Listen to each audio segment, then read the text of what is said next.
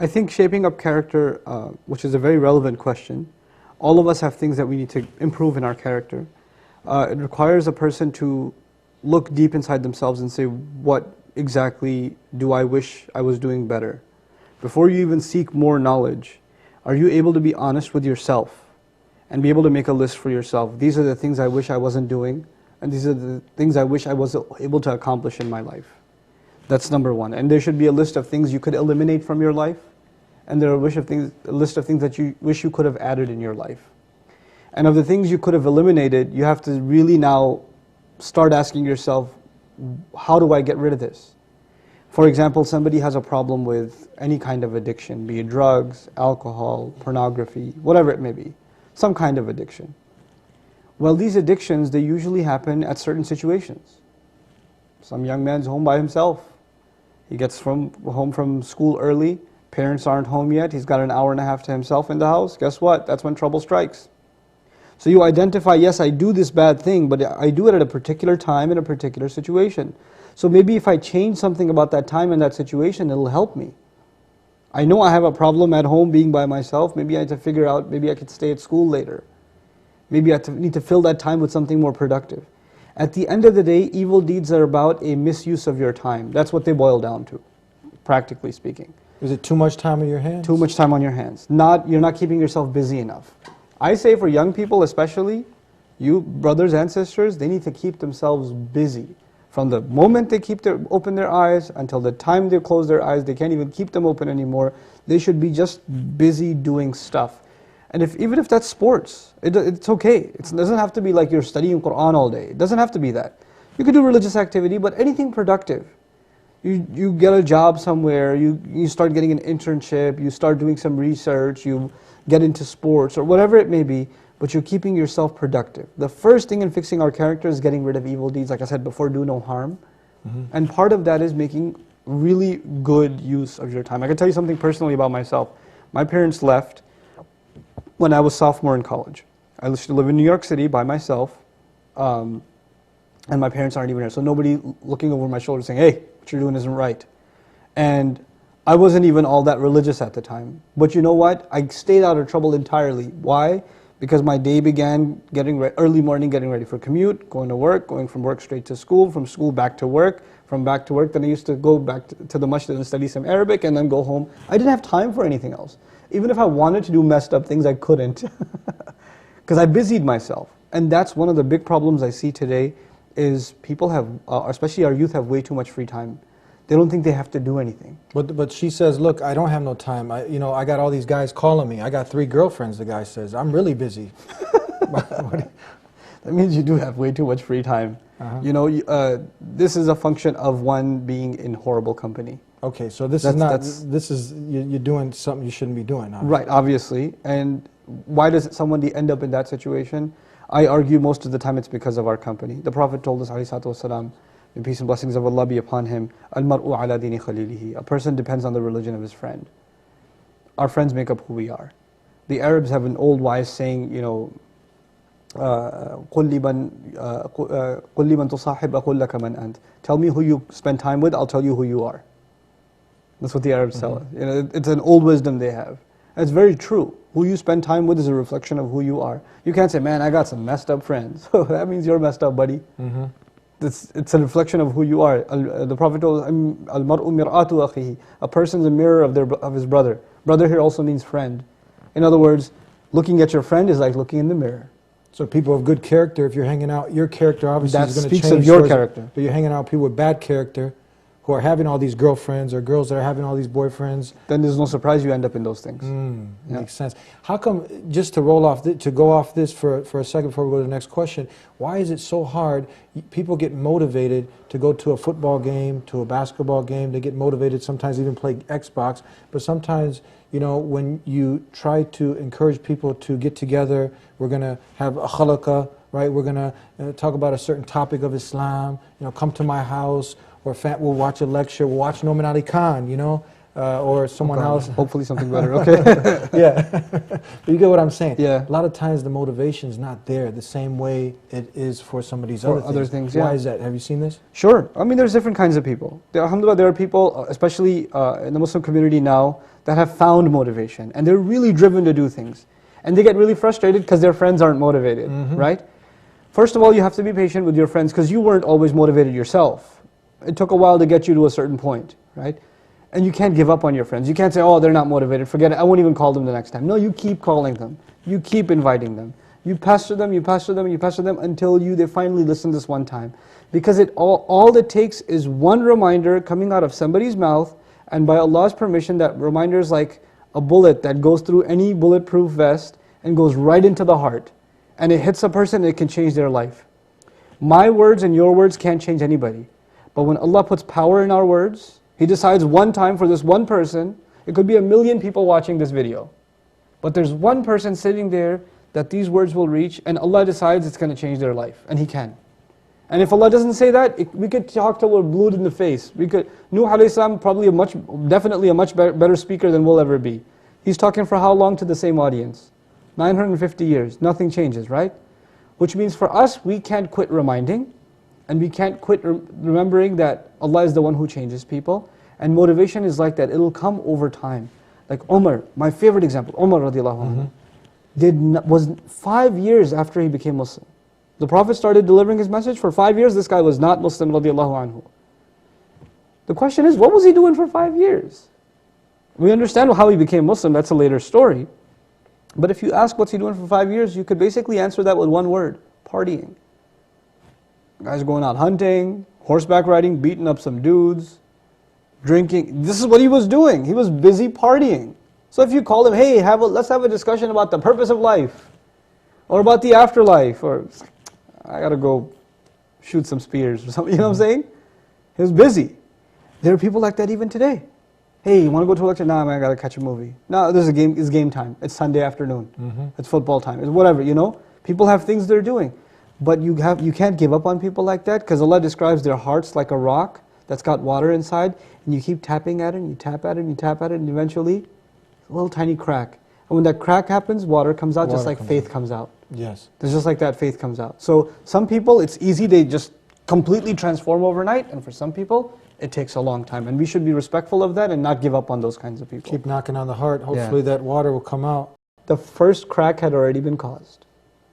And it only gets bigger and bigger. Like a dam, you cause a crack, it gets bigger and bigger and bigger. It's like that, you know. So we shouldn't underestimate the words of reminder. People might dismiss it at the time. A lot of times people dismiss advice because they're too full of pride at the time. If I try to tell my sister something, my cousin something, my uncle something, come on, don't bother, don't waste my time. They don't want to look like they're listening, because it might even be, why should I make you feel like you won? I had to listen to you. Who do you think you are? And maybe once you left, they're like, yeah, he was right, I should have listened to him. But they can't let you see that because it's a matter of pride now, right? It's okay. We don't have to give people advice and they transform their lives, because that transformation is not up to us. But we do have to continuously remind. This is the teachings of all prophets. Prophets didn't see change for decades sometimes. And Allah, what's the advice Allah gave to our messenger? So you're not going to find a better speaker, you're not going to find a better message, you're not going to find a better audience that understands the message directly, the Quraysh. Imagine people that hear the best message from the best teacher for 10 straight years and still don't listen. Can you imagine? What an impossible audience. What does God tell His messenger? فَذَكِّرْ إِنَّمَا أَنْتَ مُذَكِّرْ. Just keep reminding. Your job is just to remind. So it's not our job to convert or to change someone's heart. That's on the Creator, but ours is just to... Sincere, considerate reminder. Considerate means you care about that person. You're not just there to tell them they're going to hell. You're not there to tell them they're wrong. You care about them, like you care about your own child. You care about your own brother. You care about your own, and they're in the sense your brother too, because you have the same father, Adam alayhi salam. So they are your brother and your sister in humanity. That's the reason Allah told us we come from single parents. So we think of each other as family. So it's that caring concern. A lot of times people give advice in a way that's very insulting. Yo, sister, you're not wearing hijab. Don't you know that's in Islam? What kind of Muslim are you? That's how you would, if your mother wasn't wearing it, that's how you talk to her? There's a way to talk to people, right? This is what the prophets taught us. How to talk to people. Not just what to say, but how to say it. how considerate we have to be in delivering a message, because that can soften people's hearts. You know, laynul qulub, qaydul qulub. The Arab says the softness of the hearts can become the prison of the hearts. You soften somebody's hearts, it's like they're in your pocket now. You own them. An-nas abidul ihsan. They say people are enslaved to excellent behavior. You behave excellently with someone, and they are yours. They're yours. This is what the Prophet was. He was excellent with people. One of my favorite stories of the excellence of the Prophet ﷺ is when he conquered Makkah, when Allah gave him victory in Makkah. The custodian of the Kaaba, you know the Kaaba has a key. Yes. That was a mushrik. And he refused to give him the key. I'm not like, it's Muhammad. If I knew Muhammad was a messenger, I would have given him the key. He's not a messenger, I ain't giving him the key. So one of the companions grabbed the keys from him without telling the Prophet. Grabbed the key from him, gave him to the Prophet to open the Kaaba. They opened it, he prayed, etc. And they're coming out, and an ayah was revealed to give the key back to the mushrik and apologize to him for taking the key from him in that way. And when he saw that behavior from the Muslims, he became Muslim. Amazing. Incredible. Like Allah revealed to the at the time of victory, these are people that were torturing you. And He didn't torture him or kill him or stab him, He just snatched the key from him. And the key doesn't even belong to him, he's a mushrik. It doesn't belong to him. But Allah didn't like that, and ayah comes down. And that's the ayah actually I shared in khutbah today. إِنَّ اللَّهَ يَأْمُرُكُمْ أَن تُؤَدُّوا الْأَمَانَاتِ إِلَىٰ أَهْلِهَا. Allah commands you to give the rights to those who deserve them. Oh my God. This is a great example of mercy. Mercy, courtesy, respect. Some of the great people that the people look up to, Alexander the Great or some of these other hungry people, they would have chopped the man's head off. Yeah. Can you imagine? He gave the key back. It's an unprecedented scenario. Look at how the Prophet said, there was a Jewish girl, she died, young girl, she died, and her funeral procession was walking by. And the Prophet was sitting and he stood up out of respect. And one of the companions said, that's a Jew. And he said, well, she's not a human? He had courtesy for all human beings. This is what Muslims have to learn. To be courteous to each other and to be courteous to all humanity. Respectful. This is how you invite people. Now let's talk about this word for a moment. We have a few minutes. The word da'wah. We use the word da'wah. We have to give da'wah to Islam. We have to give da'wah to Islam, right? Da'wah literally means invitation. Now, outside of calling people to the religion, have you ever given somebody an invitation to your house for dinner?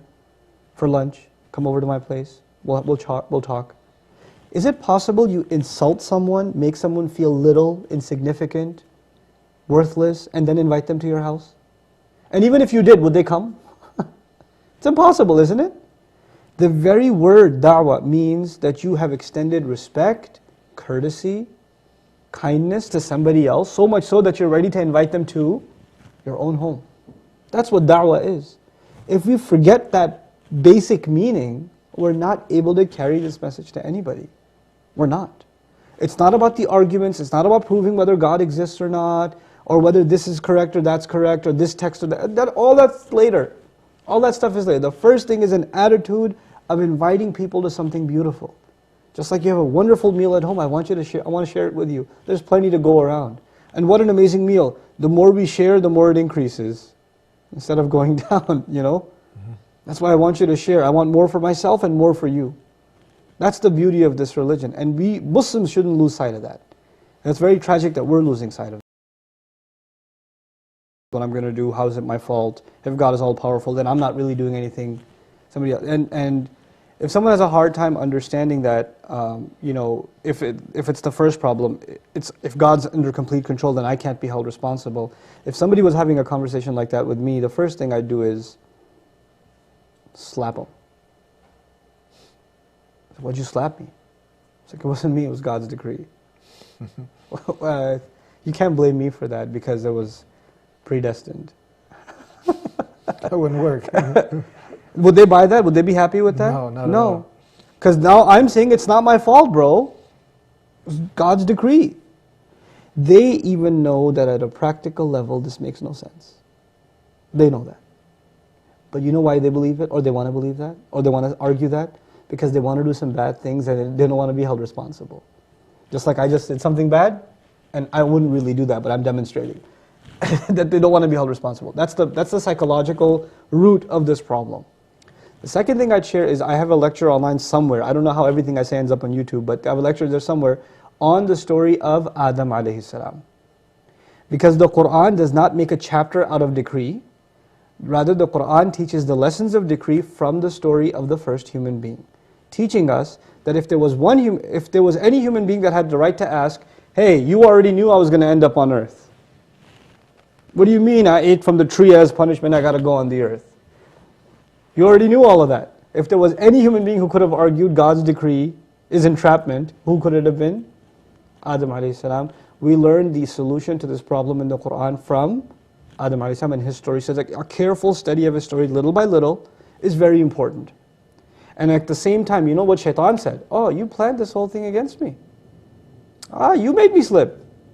So the one who says God decreed me to slip is who? The devil. The devil. The one who says I was the one who was wrong. رَبَّنَا ظَلَمْنَا أَنفُسَنَا. We wronged ourselves. Not God wronged us, we wronged ourselves. If He doesn't forgive us and show us mercy, we'll be from the losers. The one who admits his own fault is Adam. The one who refuses to admit his fault and says it's God's fault is? The devil. The devil. That's what we're learning in the first human being story. No surprise, they call this the oldest problem in philosophy. The devil wants to continue his failure, he wants to inject that virus into us. It's the oldest problem in philosophy because that's Shaitan's problem. Predestination was Shaitan's problem, you know. The third thing is throwing a party. Yeah. And I make two guest lists, people I'm going to invite. Guest list A and guest list B. Guest list A, it's secret. These are the people I'm going to invite, and nobody knows who's on this list. Nobody knows. It's a secret list. Guest list B is open. And I say to people, if you want to be on B, here's what you got to do. I give them a few to-do lists, and if you do these things, you can get on guest list B. Now here you are, you want to come to my party. You got two options. Maybe I'm on guest list A, I don't know. Or maybe I should try to get on guest list B. If you say, well, I'm not going to bother trying to get on B, I'm probably already on A. You know what that proves? That proves you didn't really want to go to the party that bad. Because you're gambling, aren't you? But if you say, you know what, maybe I am on A, but maybe I'm not. But I really want to go to this party. What should I do? Whatever tasks there are to guarantee my spot on guest list B. This is basically how guidance works, predestination works. Allah decides who's going to go to hell and who's going to go to heaven. There's a secret list. But there's also an open list. Do this, this, this, you get on guest list A. And there's some people Allah will decide to guide, they're over here. Amazing thing, you get to the party, guess what you realize? Your name is actually on both lists. And all the people who signed up on B were already on A. And all the people that didn't sign up for B weren't on A either. Meaning Allah mysteriously guides some people, but those are the people that do the right things anyway. Allah mysteriously decides some people don't deserve guidance. Well, you know what? They're the ones who actually don't do anything to deserve guidance anyway. So both of those things, in philosophy you could say it's God's will and human effort. They come together in Islam. They come together. And the way they come together in the Quran, where this whole thing comes from, is actually one word in the Quran. It's in the Fatiha. Iyaka nasta'een. We say the word Iyaka nasta'een, which translates your help we seek, or only your help do we seek. I'm sure you've heard that translation before. The word nasta'een in Arabic is important here. Different kinds of asking for help. I'll very quickly explain.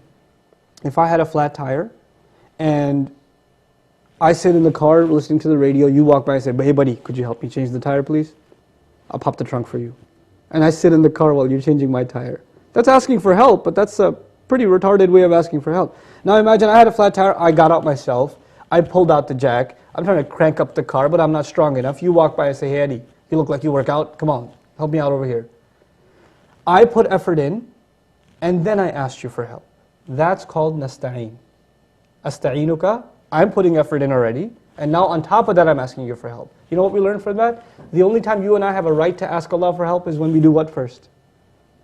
Put effort in. If we don't put effort in, we have no right to ask God for help. This is what Allah does over and over and over again. The companions go all the way to the Battle of Badr. The angels arrive after that. The angels are not there ahead of time saying, hey, we've been here since 3 o'clock, where you guys been?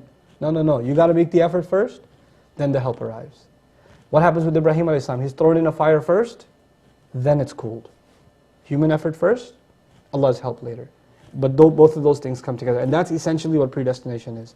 Once you put the effort in, Allah's decree is that you will be guided. Last minute that we have for our brothers in humanity, the not yet Muslims, and even the Muslims who now they've been away from Islam, Yeah. and they are coming back. They watch some of our shows, they like what we have to say. What advice do you give to them, to the not yet Muslim and the Muslim, some of the basic things they can do right now to get back on track, or to get on track? Number one, you are in the opportunity of a lifetime. I mean, gosh, if you make tawbah now, if you repent to God now, and you change, you don't even do anything yet. You just sincerely turn to God and say, I'm turning back to you. I'm going to change my ways for you.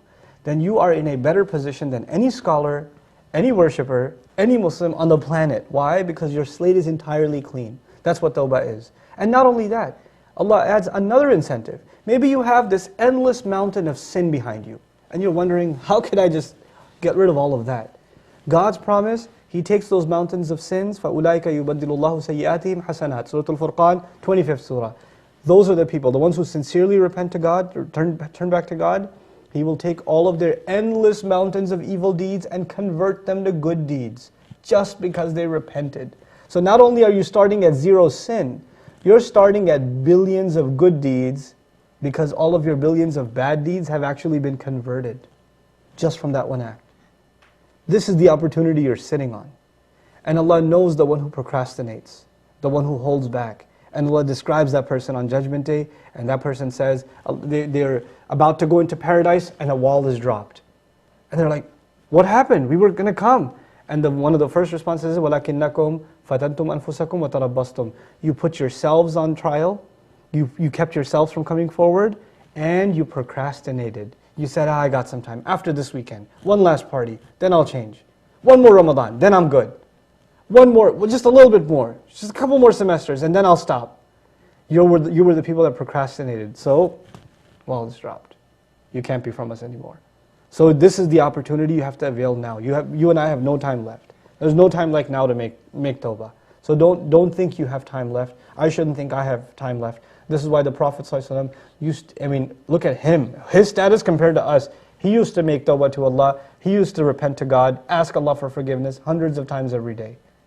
For what reason? Because he knows, first of all, if a mistake has happened, it's converted to zero, and all the mistakes are turned into good deeds. Why not ask for forgiveness all the time? Great advice. Thank you so much for being with us, for finding